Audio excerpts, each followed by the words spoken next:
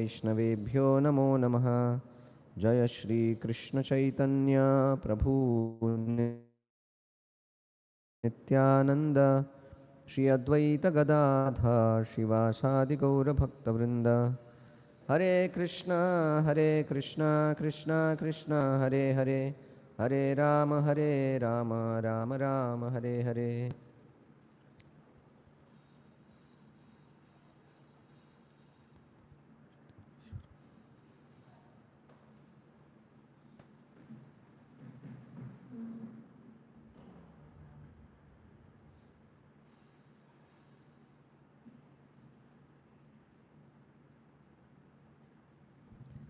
Hare Krishna.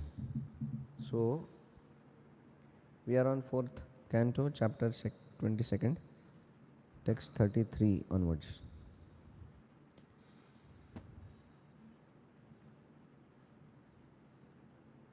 So, this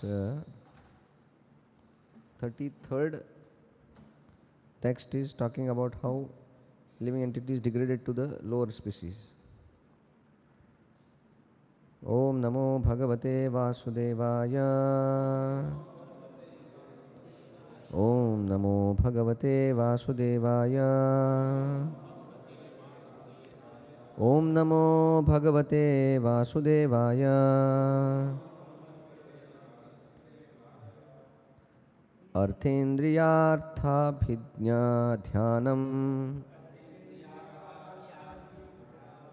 sarvarthapo navo nunam भ्रंशितो ज्ञान विज्ञानात् येना विशति मुख्यताम्। For human society constantly thinking of how to earn money and apply it for sense gratification brings about the destruction of everyone's interests. When one becomes devoid of knowledge and devotion service, he enters into physical life like those of trees and stones. Yeah.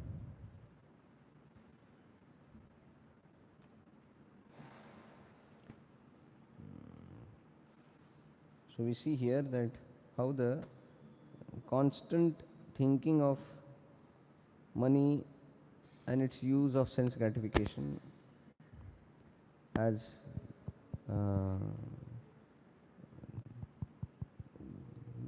when the living entity is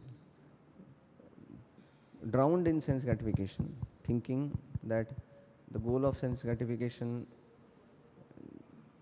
the goal becomes sense gratification of his life, then that goal defies all other spiritual goals in the life. And when the destruction of such goals happens, that happens, then as he says here, Bhranchito Jnana Vijnanat, that he becomes devoid of Jnana and Vijnana. And then he becomes like a non-moving species, like trees and stones. Prabhupada writes in the purport about the Shunyavadis type of people, when the goal is not serving Krishna, goal is not pure devotional service, then what happens is they just become devoid of all knowledge and devotional service.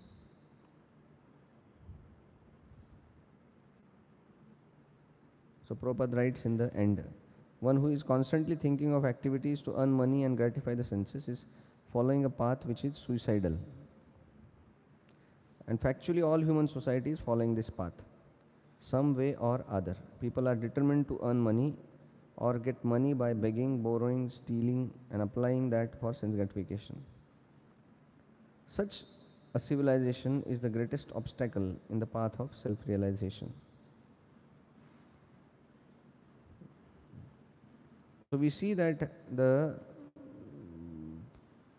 any other goal than purifying one's existence, achieving Krishna consciousness, that becomes a great obstacle. And if the whole society is full of such people who have no understanding of the goal, then such whole society becomes a obstacle in the path of self-realization.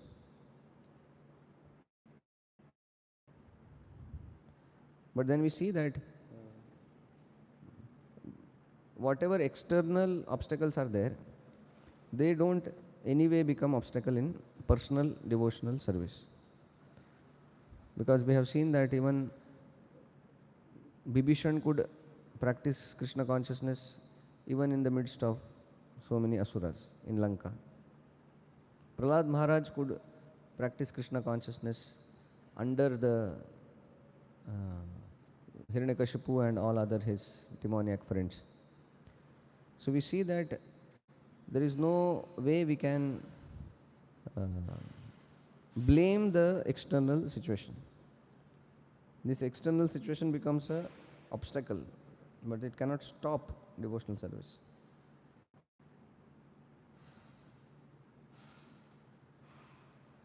So here, the next 34th verse, which talks about that when the obstacle is there, we avoid such obstacle. We don't head on. The way the water is flowing of river and some big rocks they come, water doesn't stop or start fighting with the rocks. Why you are obstructing? It just takes another pathway by which the rocks are avoided. So similarly, whatever is dangerous, whatever is obstructing our path, that we just avoid and pass on. So that is text 34. Na kuryat karhichit sangam tamastivram titirishu dharmartha kama mokshanam yadatyanta vighatakam. Those who strongly desire to cross the ocean of nescience must not associate with the modes of ignorance, for hedonistic activities are the greatest obstructions to realization of religious principles, economic development, regulated sense gratification, and at last liberation. Yeah. So it says that how somebody who is desirous of crossing over material world,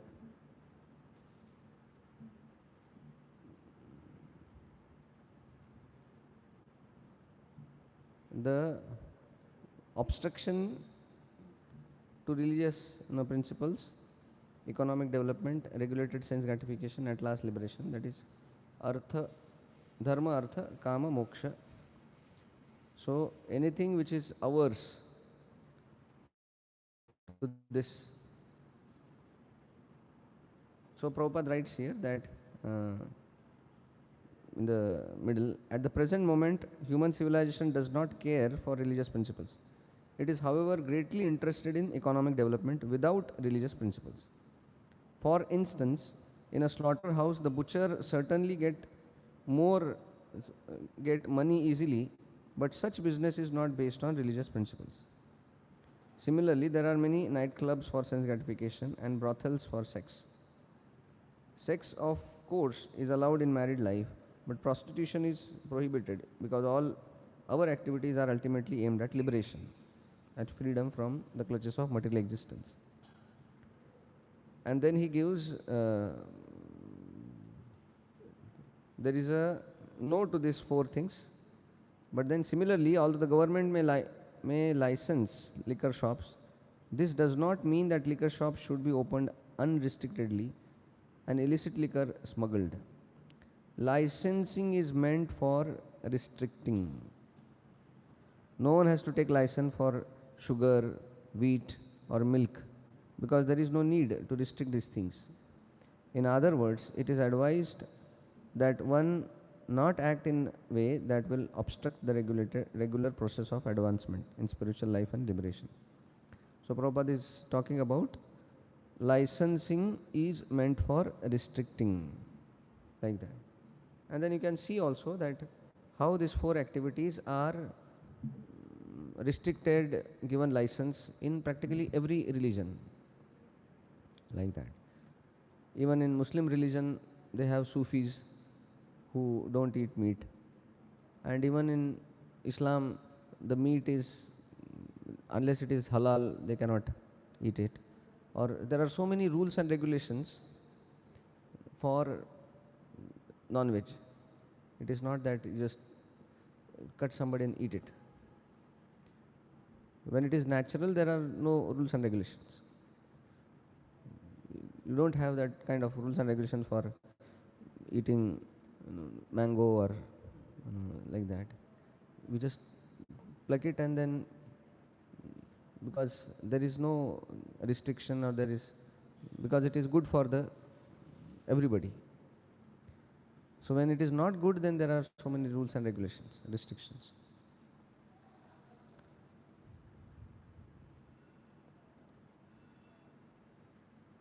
Yeah. Text 35. So text 35 talks about, although this dharma, artha, kama, moksha is there, but then the moksha is the goal. Goal is not only artha or kama. Nowadays what has happened is, the goal has become kama, and then artha and dharma has become tools for getting that kama. Why people they come to temple? So that they can be peaceful. Why they want to be peaceful? So that they can do sense gratification nicely. So dharma also has become a tool for their kama. And why they want to earn? Of course, because that fulfills their kama.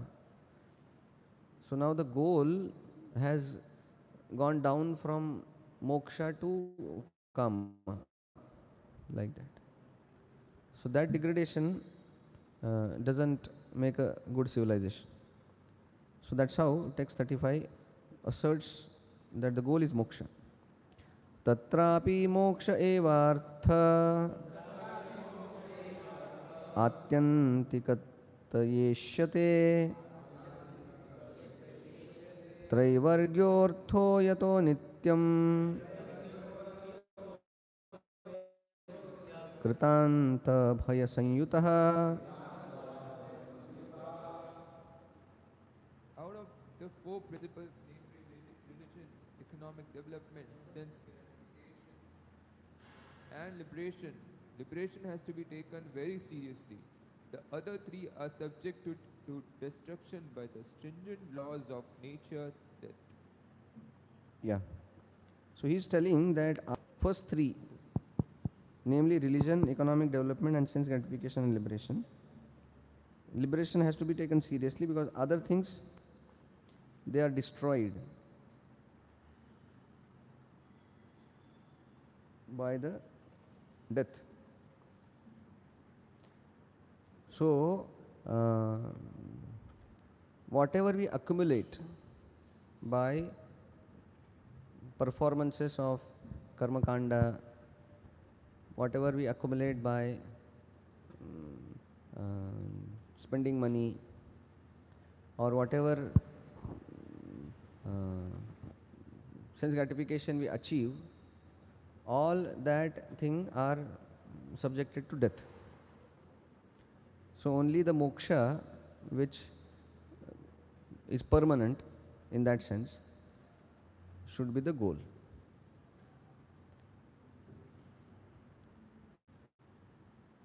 So Prabhupada talks about the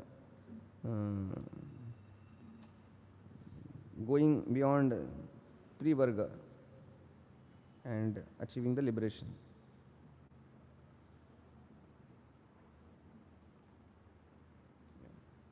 Prabhupada writes about the temporarily going to higher planets is not moksha, but then achieving the topmost Golok Vrindavan. That is how the real moksha is.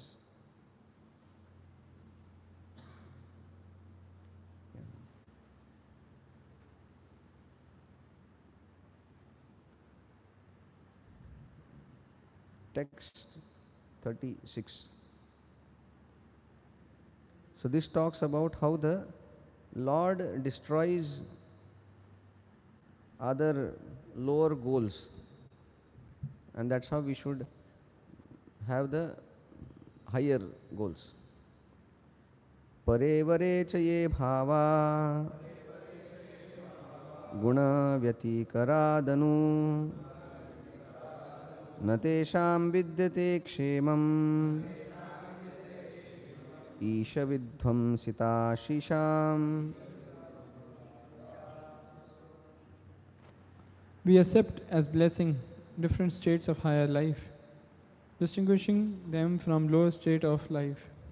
But we should know that such distinction exists only in relation to interchange of the modes of material nature. Actually, these states of life have no permanent existence, for all of them will be destroyed by the Supreme Controller.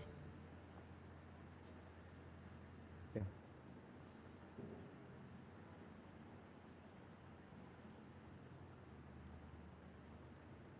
And then purport Prabhupada writes about how the lower and higher things are there because of the interaction of material gunas.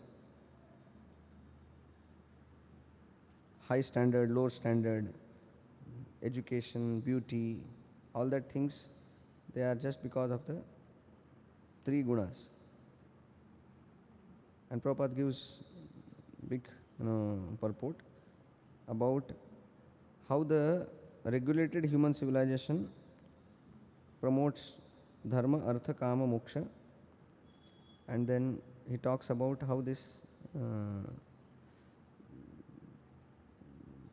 all these first three are destroyed by the Supreme Lord. Isha Vidhvam Sitam,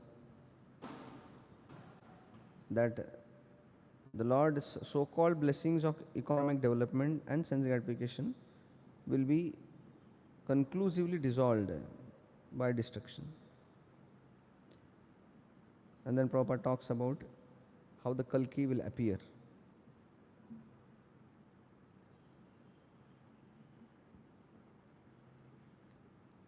Yeah.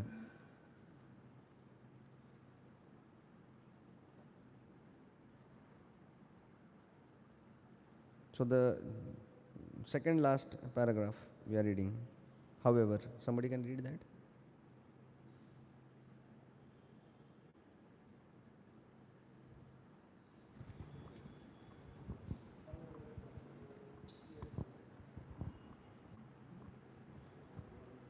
However, when one is sincere in his devotional service, the Lord obliges the devotee to give up his material development and completely surrender unto him.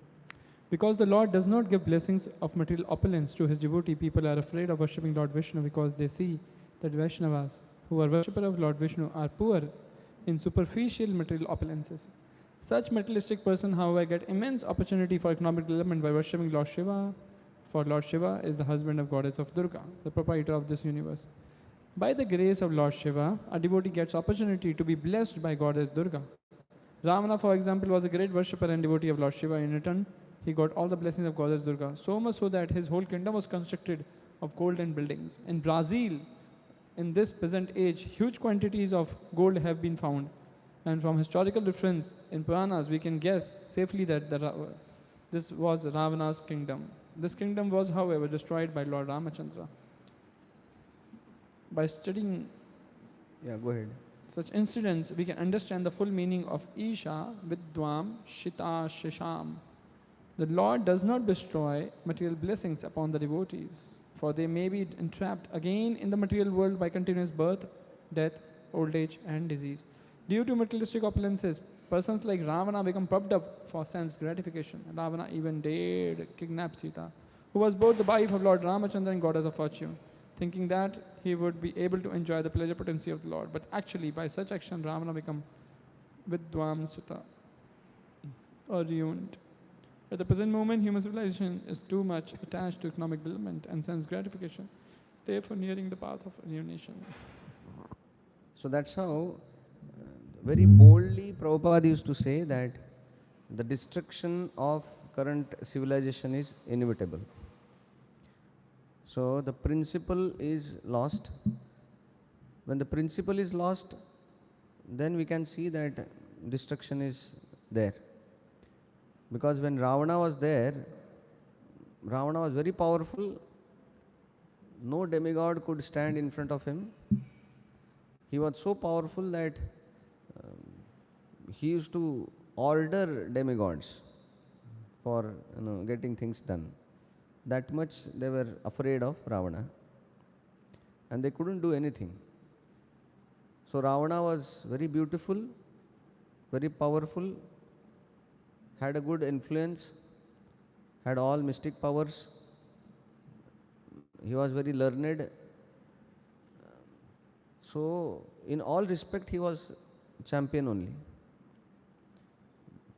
So we see that Ravana, even Hanuman, when he first time saw Ravana sleeping,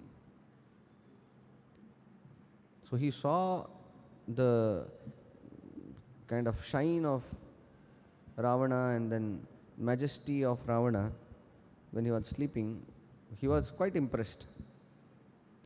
He said, if this person would have just would have been devotee of Lord Ram, I would have served him like anything. So that's how he was thinking. But he said that although he is very powerful, looks so nice, and such royal he looks. But then the problem is that he has taken animosity with Ram. And he said that shows that he will be destroyed in very short time.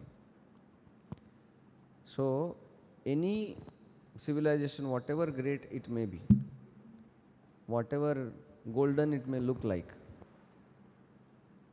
So nowadays we see that people are wanting to go to America because they have big malls and 100-story buildings and all that things. But then when Prabhupada was going there, when Prabhupada first time looked at this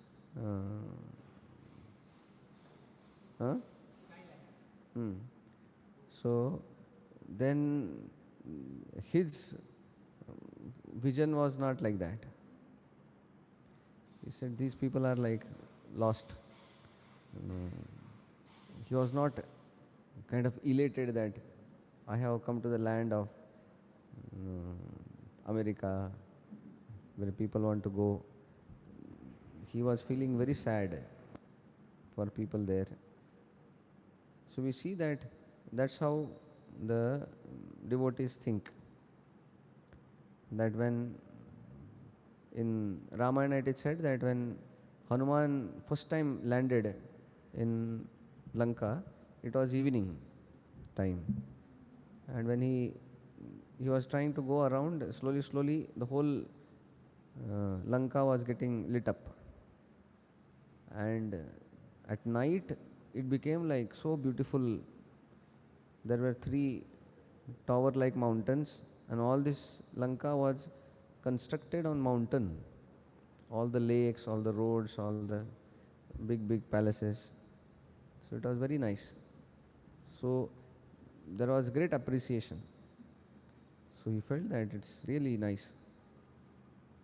But as the night progressed, people started coming out, and then he started seeing the intoxication, liquor and prostitution, and then he felt that इसको तो जलाना ही पड़ेगा अभी.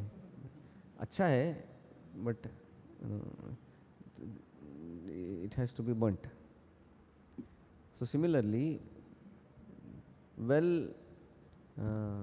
glittering, valuable looking, very impressive civilization, but if the principle is godlessness, then it has to be burnt. It will be burnt by its own karma only. So that's how he says here that uh, by actually by such action Ravana became Vidvamsita or ruined. So we see that this civilization will end as other civilizations have seen their end. Greek civilization and big other civilization also at one point of time they were very famous, but then they had end when they lost the principle.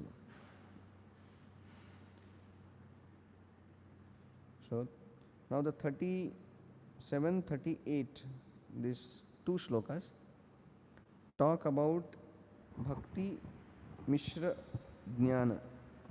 So predominance of jnana. Why? Because the goal is sayujya mukti, and that's how the previously the bhakti was highlighted. Now here these two verses jnana is highlighted. Prabhuji, Ravan, he was having Gyan. So how he was in avidya, ignorance? Yeah, because that so-called jnana was used for sense gratification. So that was not jnana, that was avidya only. Vidya is what frees you from bondage.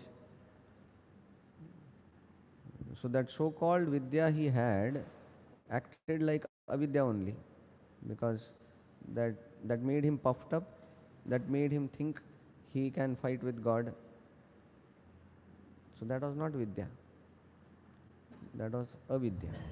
But Prabhuji, like scriptures, Puranas are there. By reading them, only one feels detachment.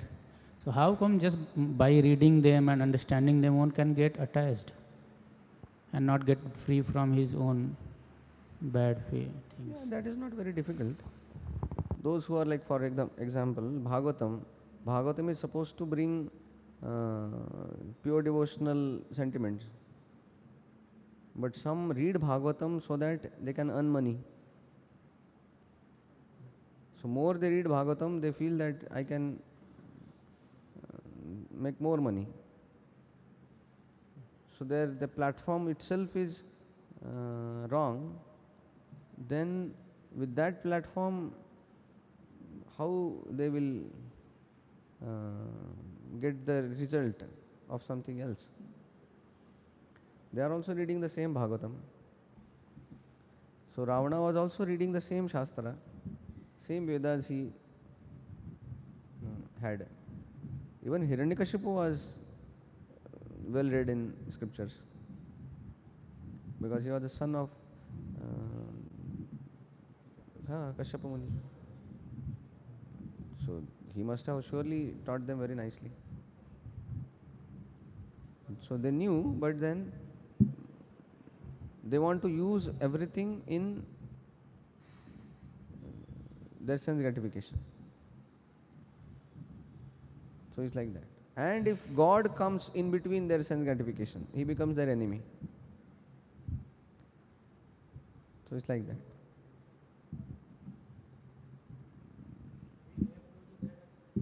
Many of devotees, they read Prabhupada books just to defeat the philosophy.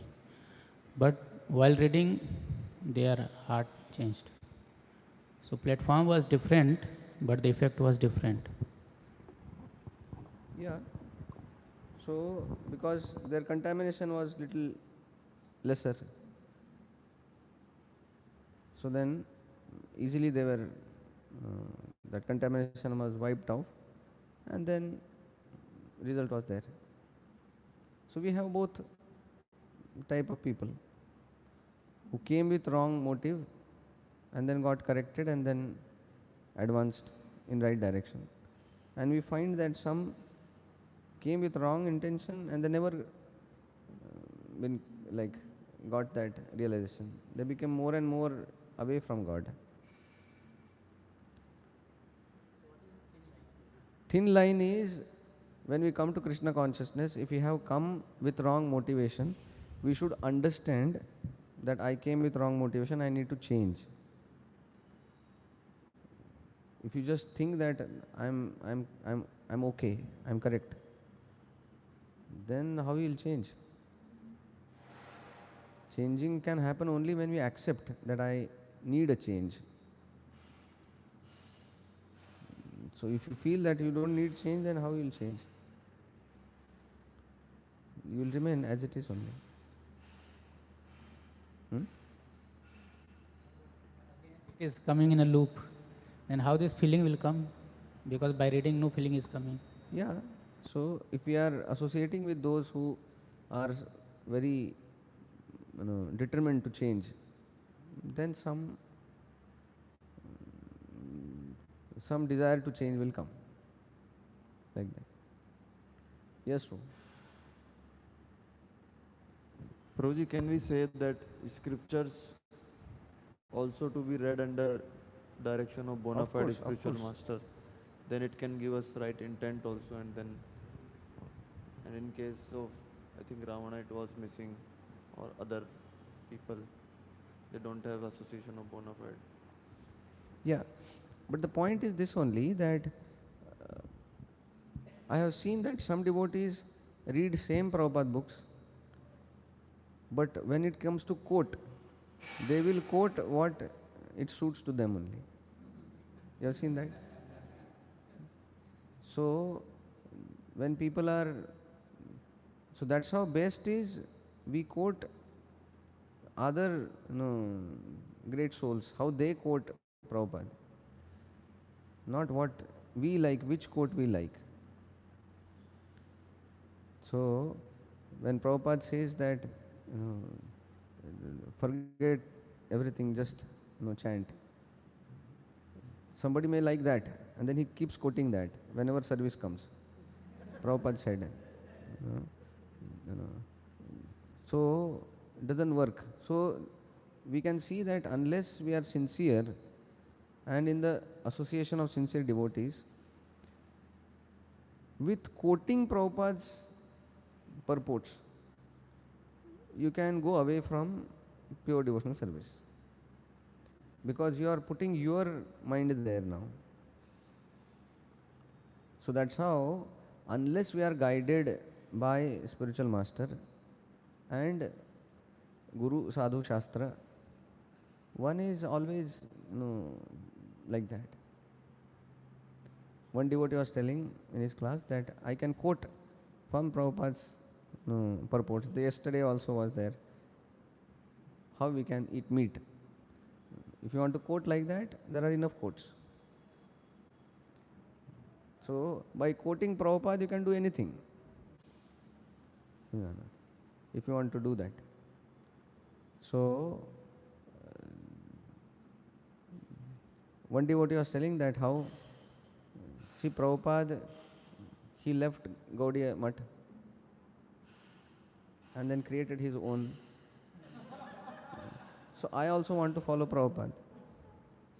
You see, it's like, so where he's following Prabhupada is going so tangential, that he's following Prabhupada is going against following Prabhupada. You understand, na? It's like he's thinking that he's following Prabhupada. So that's why without association, that simple understanding doesn't come. Basically, you think very intelligently, but it is not logical. So some people are very intelligent that they don't follow the simple logic. So it's like illogically intelligent. So that's what happens. So we have to be very careful. That's how we unless we are obedient, then that knowledge doesn't come. What is right and what is wrong. Then it just, mind takes you on tour. And then we are in our own world only, thinking that I have understood Prabhupada. So that also, so it's like that. So there are many people quoting Prabhupada. Nowadays that doesn't, because everybody quotes so many things. Prabhupada says like that. But unless we see from his life how he is practicing, that quotes doesn't carry much weightage. So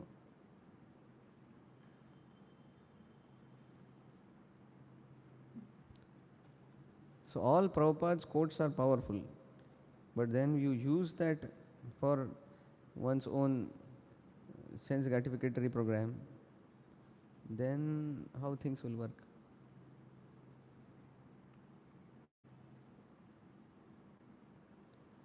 Okay. So we'll go to the 37, right?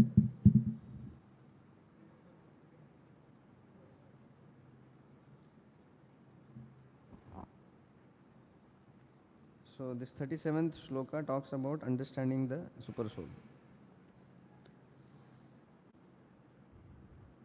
तत्त्वं नरेन्द्र जगतामथ तस्थुषां च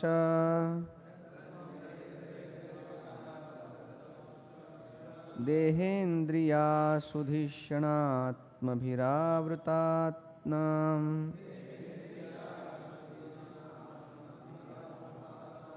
यक्षेत्रवित्तपतया हृदि विश्वगाविः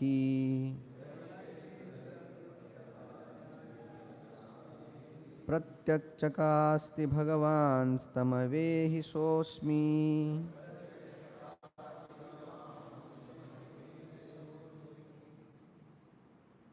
Sanat Kumara advised the king, therefore, my dear King Prathu, try to understand the Supreme Personality of Godhead, who is living within everyone's heart, along with the individual soul in each and every body, either moving or not moving. The individual souls are fully covered by the gross material body and subtle body made of their life air and intelligence.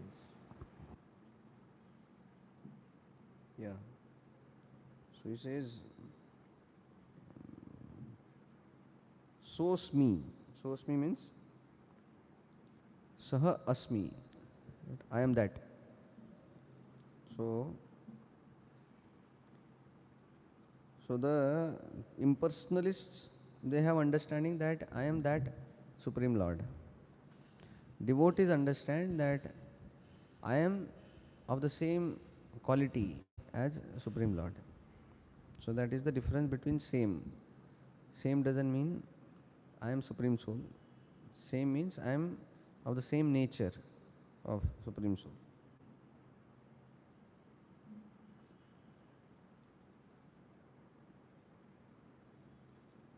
Yeah.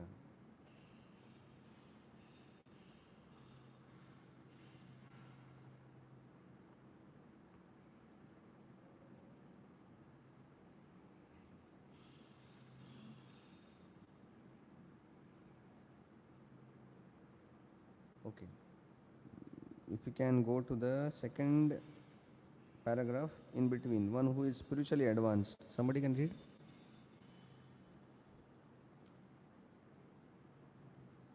Second paragraph in between, one who is spiritually advanced can thus understand the real difference between dead body. One who is spiritually advanced can thus understand the real difference between a dead body and a living body.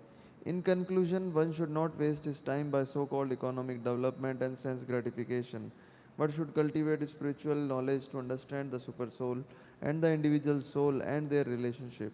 In this way, by advancement of knowledge, one can achieve liberation and the ultimate goal of life. It is said that if one takes to the path of liberation, even rejecting his so called duties in the material world, he is not a loser at all, but a person who does not take to the path of liberation yet carefully executes economic development and sense gratification loses everything. Narada's statement before Vyasdev is appropriate in this connection. त्यक्त्वा Tyaktva स्वधर्मं शरणां भुजं हरे Hare भजन्न Bhajanna पक्वो Pakvo तपते Pate ततो Tato यदि Yati Yatra यत्र kva badram क्वाभद्रभूतमुष्यकिं ko को वार्थ vartapto आप्तो bhajatam भजतां swadharmata. स्वधर्मतः. If a person out of sentiment or for some other reason takes to the shelter of the lotus feet of the Lord and in due course of time does not succeed in coming to the ultimate goal of life or falls down due to lack of experience, there is no loss. But for a person who does not take to devotional service yet executes his material duties very nicely, there is no gain. Yeah.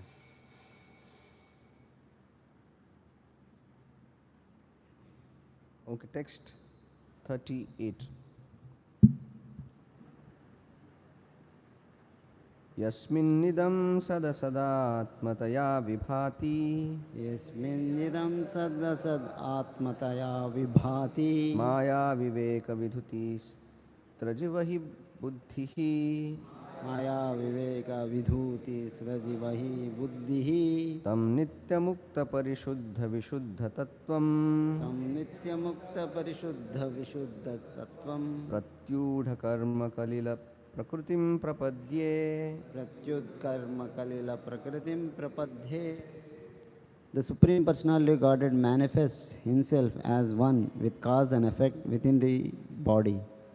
But one who has transcended the illusory energy by deliberate consideration, which clears the misconception of a snake for a rope, can understand that Paramatma is eternally transcendental to the material creation and situated in pure internal energy. Thus, the Lord is transcendental to all material contamination, and to Him only must one surrender.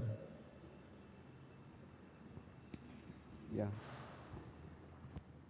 So here we see that who is one with cause and effect is ever liberated, Nitya Mukta, Parishuddha, that is completely pure, and Vishuddha Tattva, that is highest truth. So one who has transcended Maya by deliberate consideration, which clears the misconception of snake for a rope, can understand him. So here is talking about that how by deliberation on the jnana which we receive from the scriptures, we come to the conclusion that what is snake and what is rope. And here it says that how one should surrender to the super soul.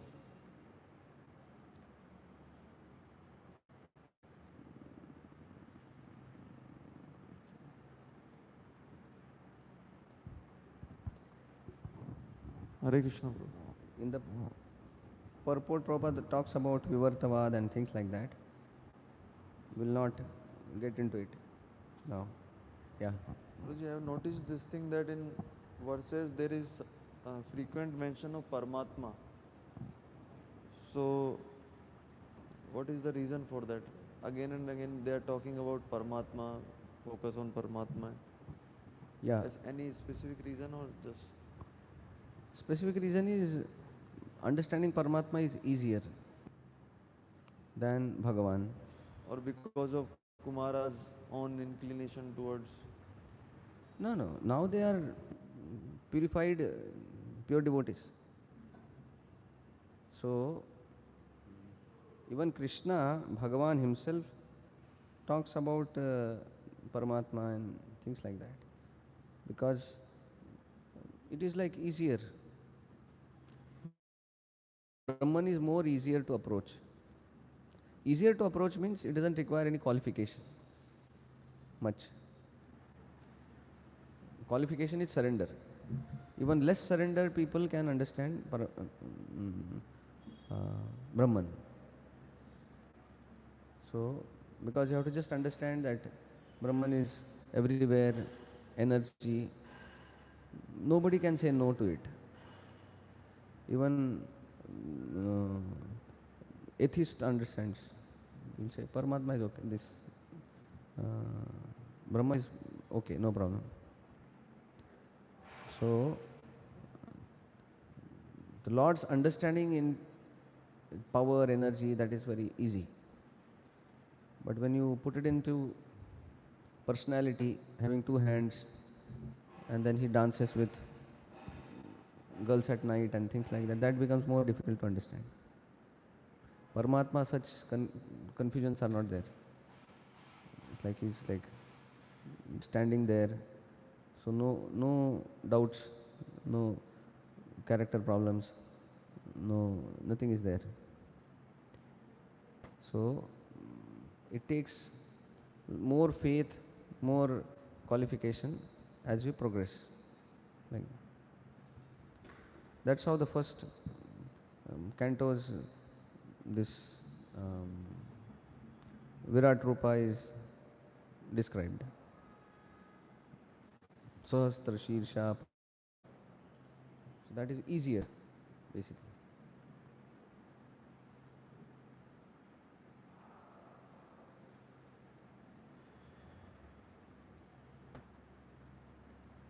Yeah.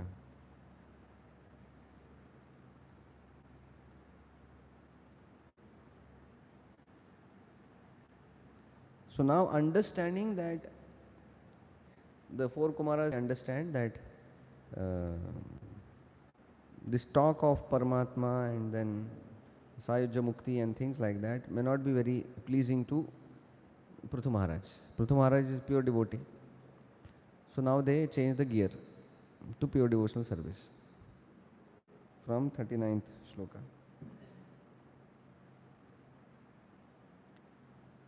Yatpadapankaj Palashavilasa Bhaktya Karmashayam Grathitamudad Grathyasanti Santaha Karmashayam gatitam udgrayanti santaha Tadvannariktamatayo Yatayo Piruddha tadvannariktamatayo yatayo piruddha Soto Ganastamaranam Bhajavasudevam. sroto ganastam maranam bhajavasu. The devotees who are always engaged in the service of the toes of the lotus feet of the Lord can very easily overcome hard-knotted desires for fruitive activities, because this is very difficult. The non-devotees, the jnanis and yogis, although trying to stop the waves of sense gratification, cannot do so. Therefore, you are advised to engage in devotional service of Krishna, the son of Vasudeva. Yeah.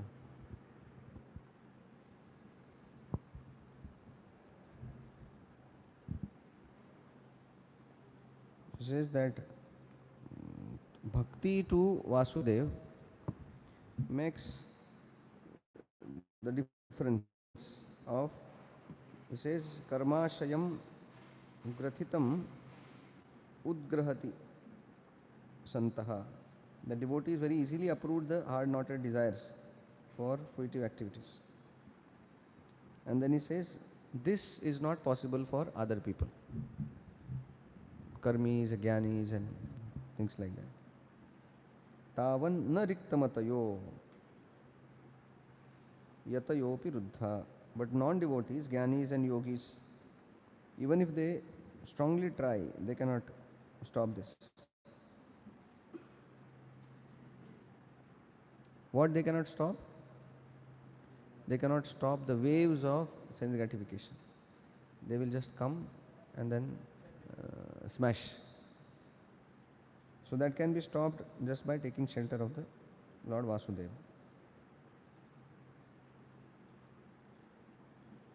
Yeah. And then Prabhupada quotes that Vasudeve Bhagavati Bhakti Yoga Prayojitaha Janayati Ashu Vairagyam Jnanam cha Yad Ahitukam.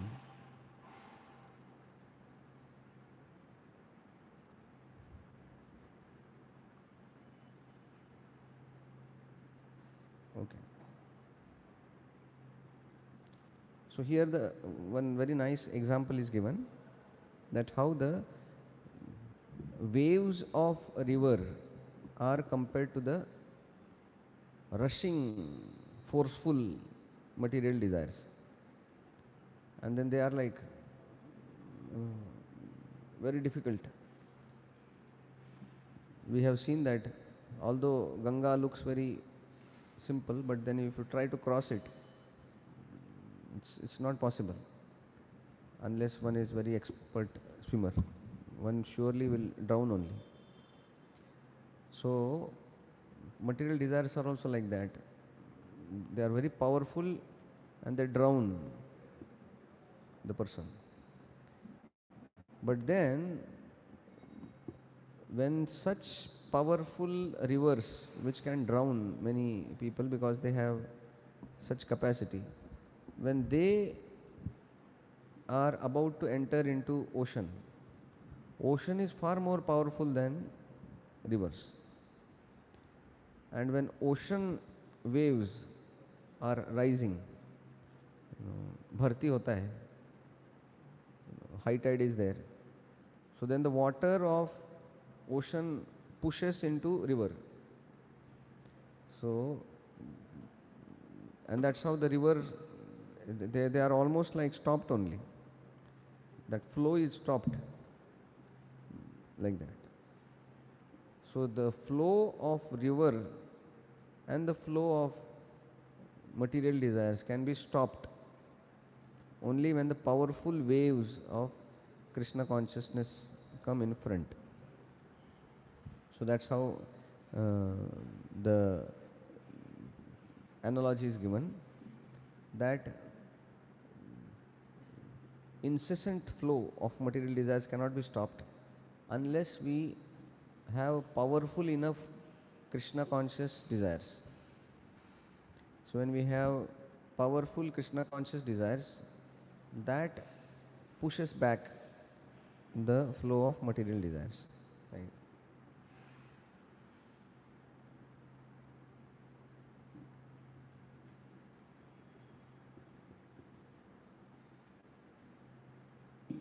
Yeah. And then Prabhupada quotes Yamunacharya, telling that since he has started testing Krishna consciousness, he can spit on the material desires. Text 40. Here the description is there how one crosses this ocean of material existence by taking shelter at the Lord's lotus feet.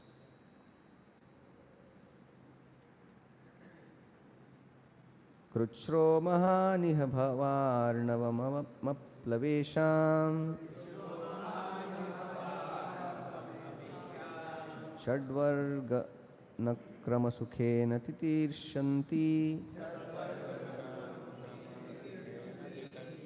Tattvam harer bhagavato bhajaniyamangrim Krutvodupam vyasanamuttaradustararnam.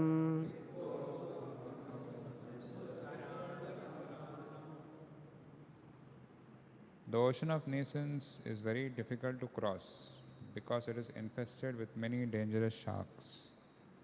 Although those who are non-devotees undergo severe austerities and penances to cross that ocean, we recommend that you simply take shelter of the lotus feet of the Lord, which are like boats for crossing the ocean. Although the ocean is difficult to cross, by taking shelter of his lotus feet, you will overcome all dangers.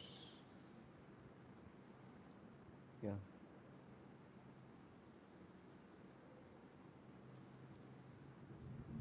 So he says that how the lotus feet of the Lord, they are boat, like boat, which safely takes you from the ocean full of sharks.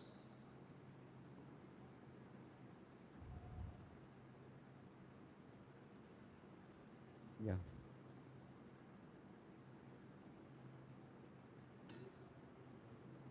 So now, text 41 to 48. Our Prithu Maharaj starts glorifying, giving thanks to four Kumaras for their association. Text 41. Maitreya उवाच स एवं ब्रह्मपुत्रेण कुमारेणात्ममेधसा दर्शितात्मगतिः सम्यक् प्रशस्योवाच तं नृपः. The great sage Maitreya continued, being thus enlightened in the complete spiritual knowledge by the son of Brahma, one of the Kumaras who was complete in spiritual knowledge, the king worshipped them in the following words. Yeah.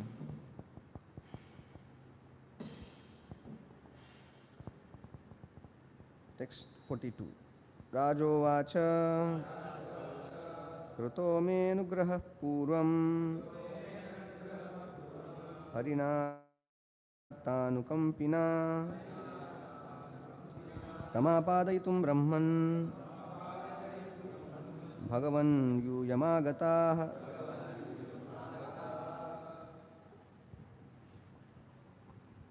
The king said, O Brahmana, O powerful one, formerly Lord Vishnu showed me his causeless mercy, indicating that you would come to my house, and to confirm that blessing you have all come. Yeah. So, Prithu Maharaj was remembering causeless mercy of the Lord, and then his causeless mercy was that he got association of 4 Kumaras, like that. So Lord's real mercy is that he gives association of devotees. So here he is remembering Lord's mercy on him by sending these 4 Kumaras. We see in first canto of Srimad Bhagavatam also that when Maya Danav was fleeing off with fear, when he was about to be killed, where? Khandava forest. Arjuna was killing everybody. Whoever was flowing up, going up or here, there, he was shooting them and putting them in fire. All the snakes, all the big these things. So when Maya Danav saw that it is not possible to counteract or escape Arjuna's powerful arrows, what he did, so he took shelter of the Lord. He took shelter of Arjuna. He said, please save me. And he is a Kshatriya, at the same time he is a devotee. So he told, see, only Krishna can save you. And then he forwarded him to Krishna. Then he went and bowed down to Krishna. Krishna said, you can be saved only if you serve Arjuna. He said, what I am supposed to do? He said, build palace for them at Indraprastha. So Prabhupada writes there very nicely that if you surrender to devotee, devotee will forward you to Krishna. And when you reach to Krishna, Krishna will engage you in devotee service. So that's how the reciprocation is there. So here also we see that the Lord blessed Pruthu Maharaj by giving darshan, and then he blessed him again by sending devotees and giving him chance to associate with them.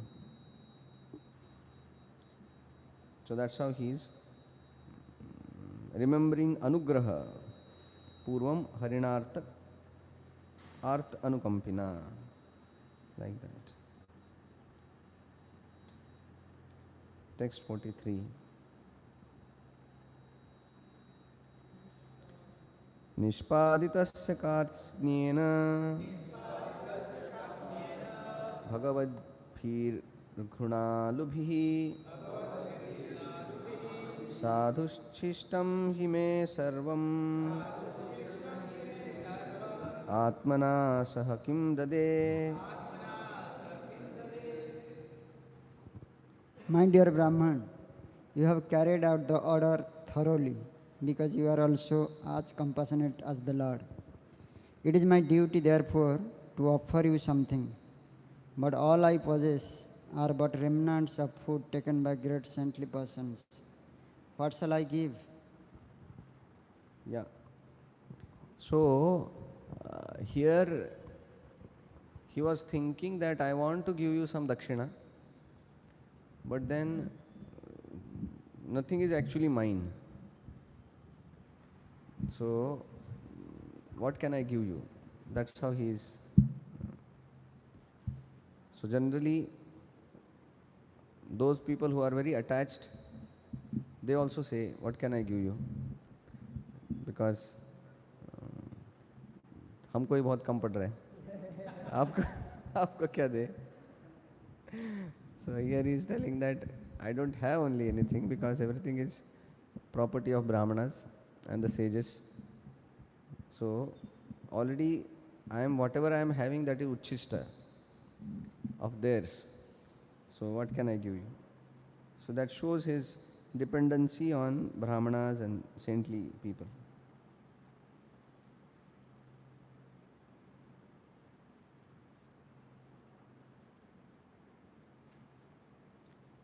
So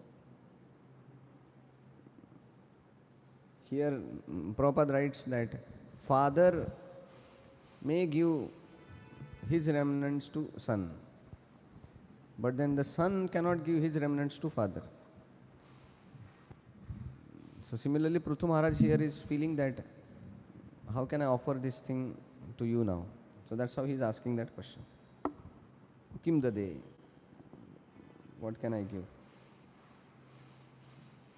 And then next shloka he says, whatever is there, that is for your pleasure. Text 44. Pranadara sutta brahman gruhascha saparichadaha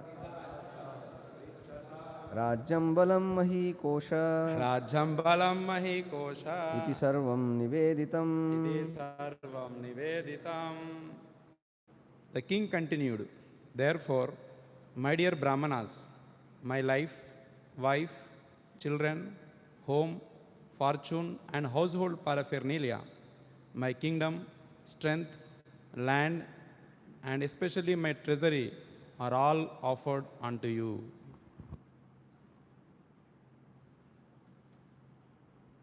Yeah. So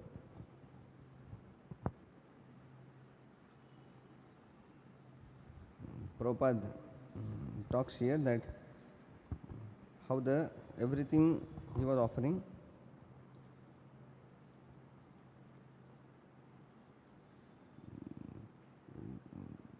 specifically Prabhupada talks about Dara. When he is telling that my wife also is offered to you, he is telling that here there is that, but the word used then is Raya, not Dara, which means wealth. And then Rai means the opulence.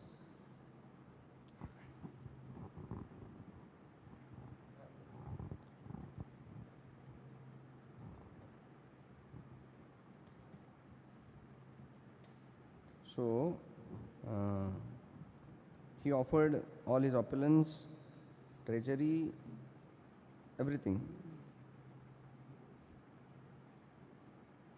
And we have seen also that previously the king used to feel more fortunate and was considered very religious, and he will become famous if he become poverty stricken because he gave charity of his kingdom to Brahmanas. That was considered like a highest perfection of his kingship, that he became beggar by giving everything to Brahmanas. So that was like standard. So that's how we see that they used to give everything. And then Brahmanas, being merciful again, they used to give it back. Like that.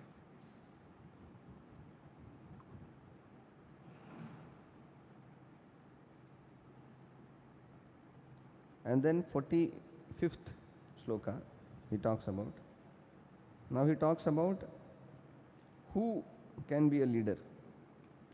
One who knows Vedic principles of keeping Krishna consciousness in front and associating with devotees, who knows goal of life. That person only can be actually a leader. So text 45. Sainapatyam cha rajyam cha dandanetritvam cha sarvalokadhipatyam cha vedashastra vidarhati. Since only person who is completely educated according to the principles of Vedic knowledge deserve to be commander-in-chief, ruler of the state, the first to chastise or to proprietor of the whole planet, Prithu Maharaj offered everything to the Kumaras.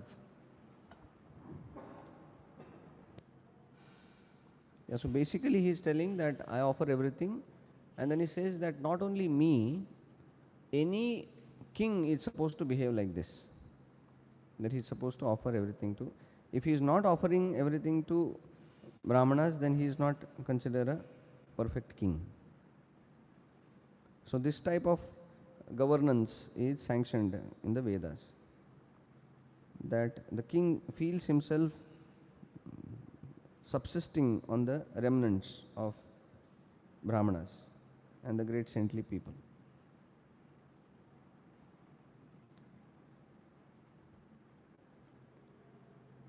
Prabhupada talks about the communism, because now Prithu Maharaj is talking about that everything is Lord's property, and then because it is Lord's property and the saintly people are Lord's representative, and it is given to them because they are presenting the Lord. So that's how the normal understanding is. But then like Marx and other things, they say that the whole property belongs to the state and it has to be equally divided, like that. So no individual proprietor. So that is their understanding. But then we see that such kind of communist type of thing doesn't last for long, because that equality is not based on Vedic principles.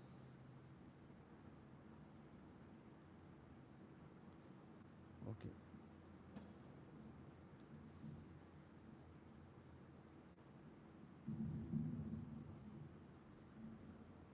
Because we can see also, as Prabhupada states in purport, that there was a great lesson which Prithu Maharaj learnt from his father. The way Prahlad Maharaj also learnt great lessons from his father. The lesson was, what lessons Prahlad Maharaj learnt from his father?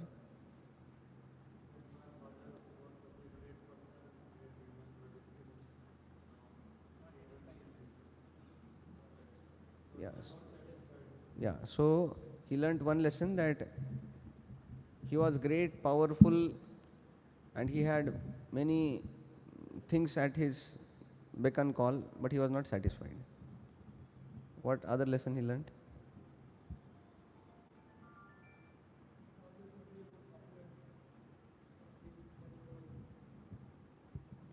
Okay.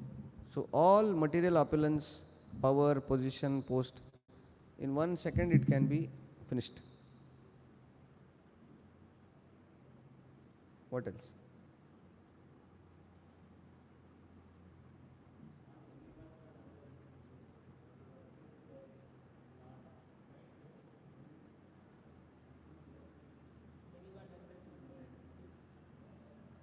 Yeah. So he was, okay, who is having the mic? The kind of control what he had, Never in the history such control was kind of offered or achieved by anybody, that he was controlling even demigods. So, but then still, such powerful person also becomes like a mosquito in front of Lord's plan, like that. When he appeared, then everything was insignificant. And that's how when Lord ask some boon, then he didn't think, I should ask some better boon than my father, adding more clause. Maybe he forgot some of the things, so I'll add up, so that then I'll make sure that things are. He made a mistake. I'll not that whatever mistake he made, I'll kind of. So he was not into that. So he understood that whatever you do, this is the end. So better to do devotional service.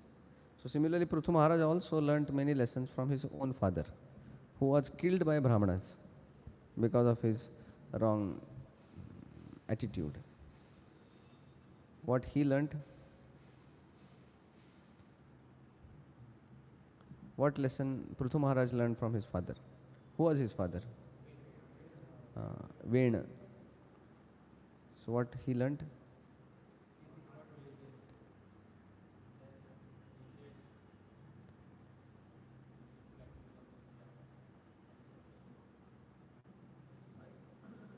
Yeah, so king, if he doesn't make his praja religious, that itself will cause harm to the king himself, because he has to accept the karma for that. Okay. What else?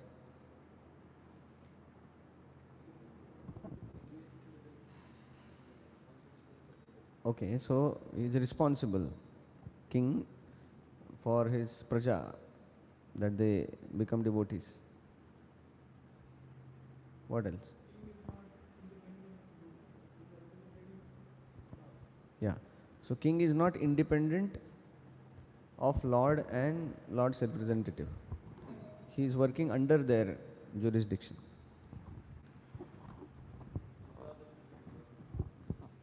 He is not a shelter giver or the sustainer of the Brahmanas, but he is dependent, should be dependent. Yeah. So the Brahmanas are not under his shelter, he is under shelter of Brahmanas. He should know the Vedic injunction and he should not transgress the Vedic injunction. Yeah. So King Vena understood Vedic injunctions, but he said that here rule is what I say, that is more important than Vedas. Because Vedas only say that king is the real God. So I am God here. So that was overriding the Vedic principles. Okay, anything else? How to rule the kingdom and Yeah. How to rule kingdom according to the scriptures and being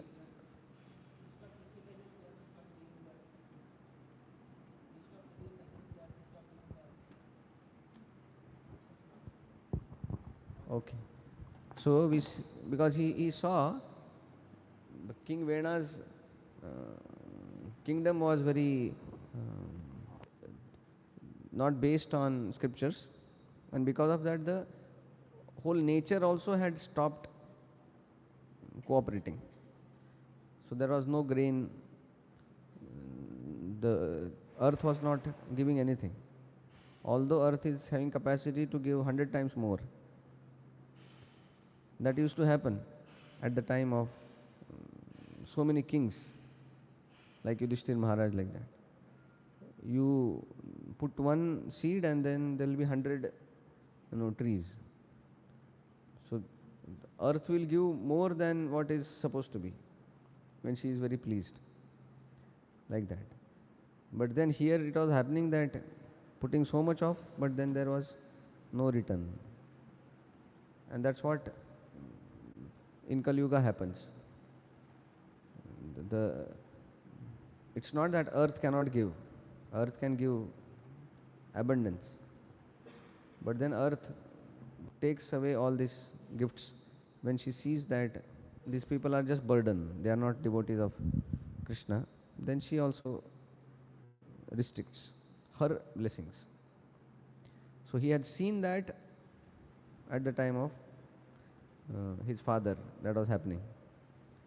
And that's how he chased the earth in the form of cow and then made her kind of give all the facilities. So he knew that. So that's how he was telling that leader has to be proper. He should not take disadvantage of that power. Okay, 46.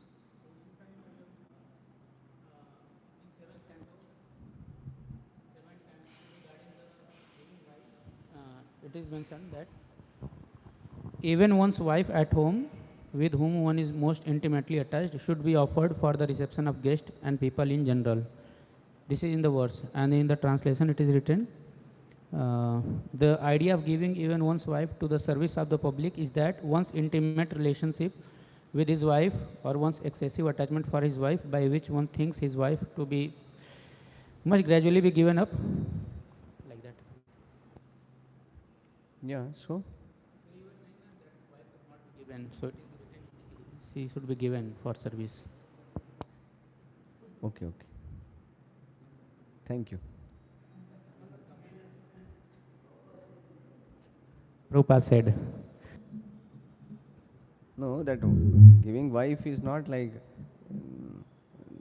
le lo, jao leke. That is not the thing. That is not give. Wife is not given in charity. Wife is given for service. That is two different things, na. Prabhupada is talking about giving in charity. मेरी पत्नी है लेके जाओ, ऐसा नहीं. पत्नी है उसको बोलो सेवा करो, ऐसा. ठीक है ना. हरे कृष्ण. श्रील प्रभुपाद.